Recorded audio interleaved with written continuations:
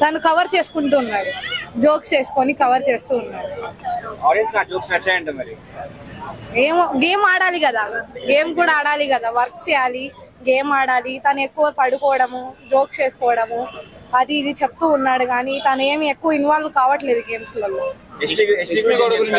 Yashmi game super ఆడుతుంది, strategies బాగున్నాయి, కానీ తన అనవసరమైన విషయాలలో నా పేరు తీస్తున్నారనేసి ఎక్కువ అగ్రెసివ్ అవుతుంది. ఓకే, విష్ణుప్రియ బయట ఉన్నంత అగ్రెసివ్ గా గేమ్ లో లేదు, ఆయన బిగ్ బాస్ హౌస్ లో లేదు అంటున్నారు, మీరు ఏమంటారు?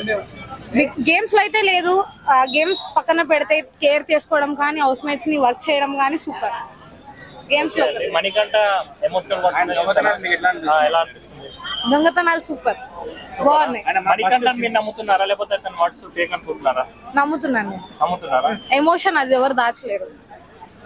ఓకే అండి.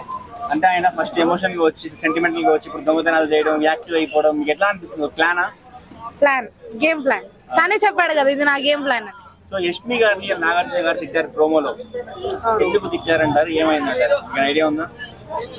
సో ఓవర్ యాక్షన్ చేస్తుంది, చాలా ఓవర్ యాక్షన్. ఆమె చీఫ్ నుంచి తొలగించారు ఇవాళ. అవునా? కరెక్ట్ అండి, అది తొలగించేసారు ఆల్రెడీ. తొలగించేసారా? ఓకే, మీకు నచ్చిన కంటెస్టెంట్స్ ఎవరు? నిఖిల్ నైనిక. నిఖిల్ నైనిక. మీరు ఒకళ్ళు నామినేట్ చేయాలనుకుంటే ఎవరు చేస్తారు? ఇవి శేఖర్ భాష.